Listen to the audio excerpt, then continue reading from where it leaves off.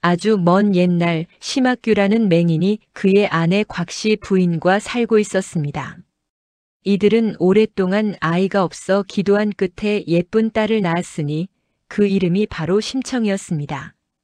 하지만 심청이 태어난 지 7일 만에 곽씨 부인은 세상을 떠났고 눈먼 아비 신봉사는 어린 딸을 키울 길이 막막했지요.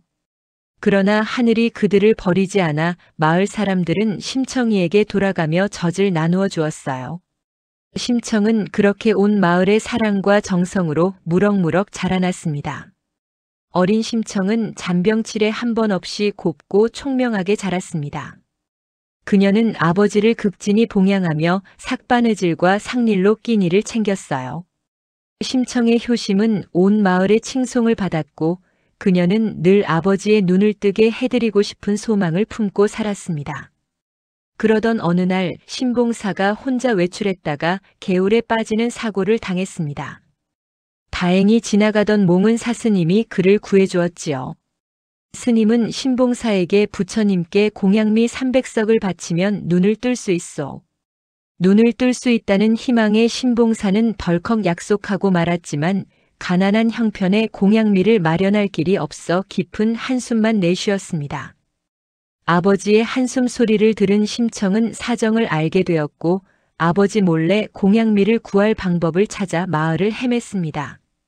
그때 마침 남경으로 떠나는 뱃사람들이 바닷길을 안전하게 가기 위해 인당수에 바칠 재물을 구한다는 소문을 듣게 됩니다.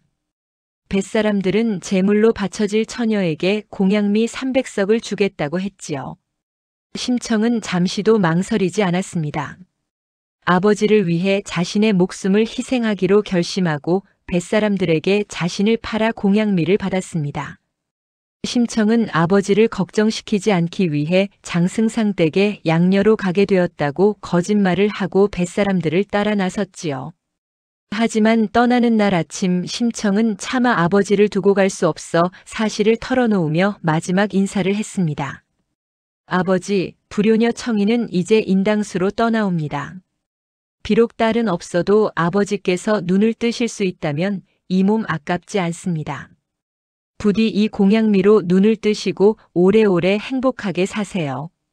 뒤늦게 딸의 희생을 알게 된 신봉사는 그 자리에서 통곡하며 기절했습니다. 뱃사람들도 심청의 효심에 감동했지만 정해진 날이 되어 배는 인당수로 떠났습니다. 거센 풍랑이 몰아치는 인당수에 도착한 심청은 마지막으로 아버지를 생각하며 눈을 감고 바다에 몸을 던졌습니다. 뱃사람들은 그런 심청의 효심에 눈물을 흘리며 무사히 남경으로 돌아갔습니다. 심청은 물속에 가라앉지 않고 용왕이 보낸 신하들에 이끌려 아름다운 용궁으로 향했어요. 용왕은 심청의 지극한 효심에 크게 감동하여 그녀를 극진히 대접해 주었습니다. 용궁에서 즐거운 시간을 보낸 심청은 그러나 아버지가 홀로 남겨졌을 생각에 마음이 편치 않았어요. 육지로 돌아가고 싶다는 심청의 소원을 들은 용왕은 그녀를 다시 세상으로 보내주기로 합니다. 용왕은 심청을 크고 아름다운 연꽃 속에 태워 바다 위로 올려보냈습니다. 이 연꽃은 마침 지나가던 어부들에 의해 발견되어 왕에게 바쳐졌습니다. 왕은 그 아름다운 연꽃을 보고 감탄하며 왕궁 안연못에 심기했습니다. 밤이 되자 연꽃이 활짝 피어나고 그 안에서 신비로운 빛을 내며 아름다운 심청이 걸어 나왔습니다. 이 모습을 본 왕은 그녀의 미모와 지혜에 반해 왕비로 맞이합니다.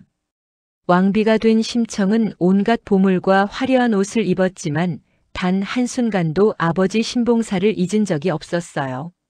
매일 밤 아버지 생각에 눈물로 베개를 적시던 심청은 마침내 한 가지 계책을 생각해냈습니다.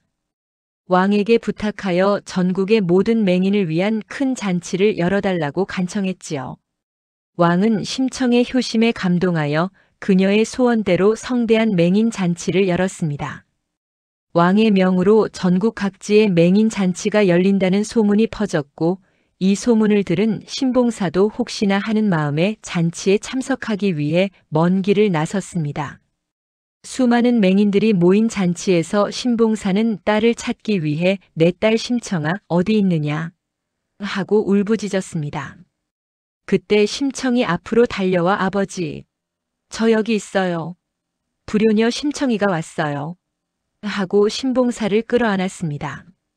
신봉사는 딸의 목소리를 듣고 너무나 놀랍고 기뻐서 눈을 크게 떴어요. 그 순간 기적처럼 앞을 보게 되었지요. 신봉사는 딸의 얼굴을 보고 또 보고 믿을 수 없는 현실에 눈물을 흘렸습니다. 이렇게 심청과 신봉사는 다시 만나 오래오래 행복하게 살았습니다.